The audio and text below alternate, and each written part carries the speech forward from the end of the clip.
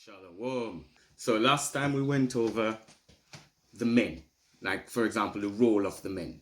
So today we're going to quickly jump over, a few things that are regarding the Israelite woman, the Israelite wife. We're going to go into, some of the roles that is now on her, the things that are required of the Israelite wife.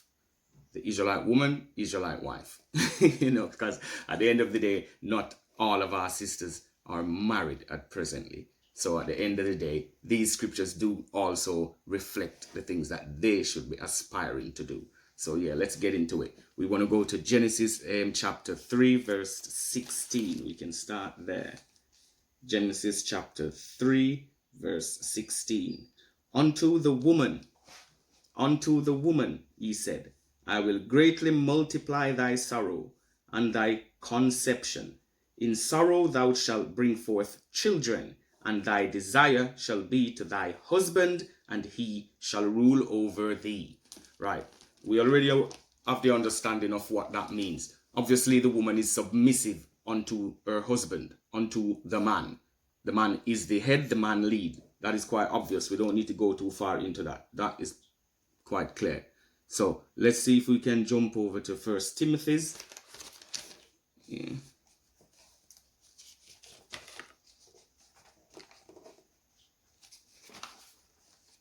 We go to 1 Timothy. We're wanting chapter 2 and verse 11. 1 Timothy chapter 2 and verse 11 reads, Let the woman learn in silence with all subjection. But I suffer not a woman to teach, nor to usurp authority over the man, but to be in silence. So again, it's only reflecting what was being said in Genesis earlier on. The man is the head, the woman follows. But obviously the man must be in order from what we have read from previous classes, because all things must be done decently and in order. So whatever we are doing must be lawful. So it must be done by the law, by the books. Let's have a look at 1 Corinthians chapter 11.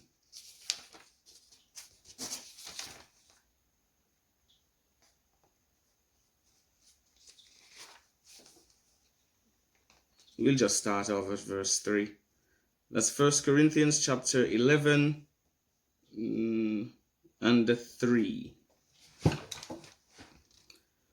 But I would have you know that the head of every man is Christ, and the head of the woman is the man, and the head of Christ is God. So it's a hierarchy. We already have this understanding. We know this. Let's jump down to verse 8. For the man is not of the woman, but the woman of the man.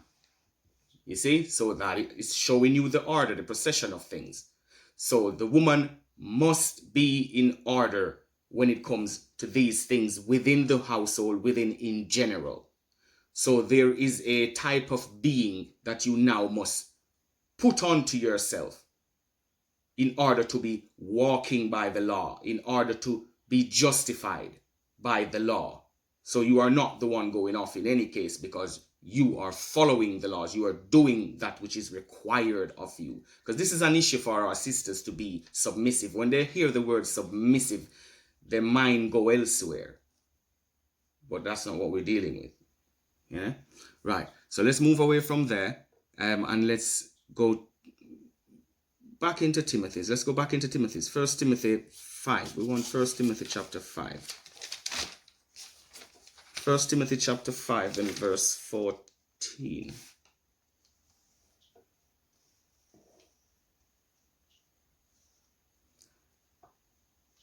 I will therefore that the younger women marry, bear children, guide the house, give none occasion to the adversary to speak reproachfully.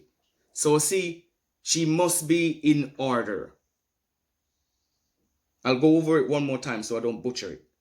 I will therefore that the younger women marry, bear children, guide the house, give none occasion to the adversary to speak reproachfully.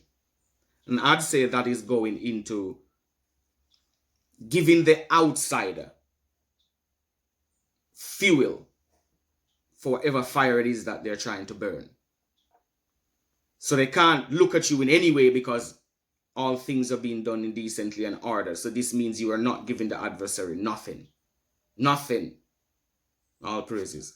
That is beautiful. Right, so let's go jump over into the Apocrypha.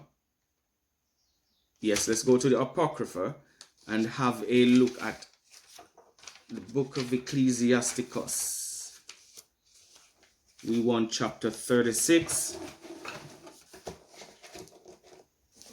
36 and verse 24.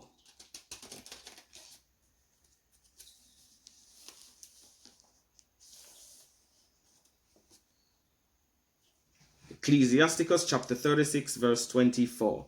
He that getteth a wife beginneth a possession, a help like unto himself, and a pillar of rest. A man has this, a man has most of what he actually needs. He that getteth a wife beginneth a possession, a help like unto himself, and a pillar of rest. Peace of mind. You can't beat peace of mind. No man wants to come in off the road, man, for hard day work after fighting everything else out on the road, and when you come into your house, you're afraid to open your front door, because if you open your front door, it's another fight. Nah, you need a pillar of rest. So again, sisters, these are the attributes. These are the attributes. You see? Right. We can stay in the book of Sirach, but let's just jump back a few chapters to chapter 26. 26, and we can start at verse 1. Blessed is the man that has a virtuous wife, for the number of his days shall be doubled. Indeed, indeed, a virtuous woman rejoiceth her husband, and he shall fulfill the years of his life in peace. A good wife is a good portion, which shall be given in the portion of them that fear the Lord. To fear the Lord is to keep his law, statutes, and commandments. A follower of the Most High God. A man in order. This is the man for the woman to follow. Because this man will not lead the woman astray. He cannot, because he himself cannot deviate from the laws. He has to walk in these laws, statutes, and commandments, and his household follow suit. So there is no contradiction. Again, now you were once twain, now you are one. That is beautiful. We can stay there, jump down to verse 15. Stay in the chapter, jump down to verse 15. I'll read 15 and 16.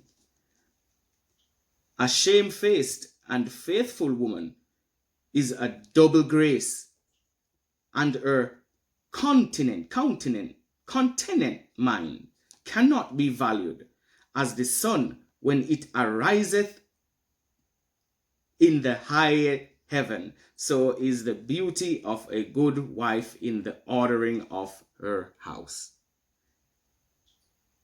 It literally said what we were saying. I'll go over it one more time because I butchered it up a little bit. A shamefaced and faithful woman is a double grace, and her continent mind cannot be valued as the sun when it ariseth in the high heaven. So is the beauty of a good wife in the ordering of her house. Again, all things is being done decently and in order. All praises to the Most High. All praises to the Most High. So let's go to the Old Testament. Let's have a look in Numbers. We want Numbers 30.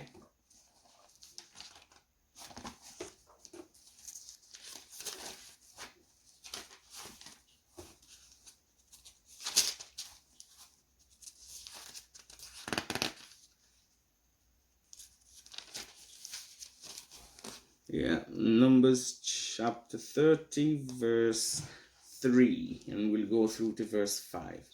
If a woman also vow a vow unto the Lord, and bind herself by a bond, being in her father's house in her youth, and her father hear her vow, her bond, wherein with she hath bounded her soul, and her father shall hold his peace at her.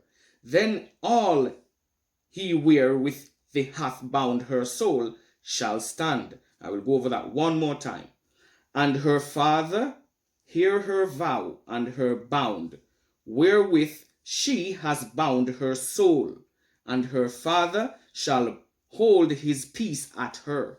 Then all her vows shall stand, and every bond wherewith she has bound her soul shall stand. But if her father disallow her in the day that he heareth not any of her vow or of her bound, wherewith she has bound her soul, shall stand, and the Lord shall give her, because her father disallowed it. So you see, the man leads. It's just point blank. The man leads. So he has the final say. So it's not to discourage anyone, because at the end of the day, like I was saying earlier, if you are dealing with a man of the scriptures, he will not violate you. He cannot violate you, because he'll be violating himself to begin with, because he has to implement these laws in everything that he does, even when it comes down to his simple interactions with everything around the household, with you, the children, everything. Everything has to be done according to the law. So the woman must be in this position in order to say she is at least attaining to what the Most High requires of her, being that helpmeet of the man. So hopefully that was edifying, and we'll get back in touch shortly. Shalawam.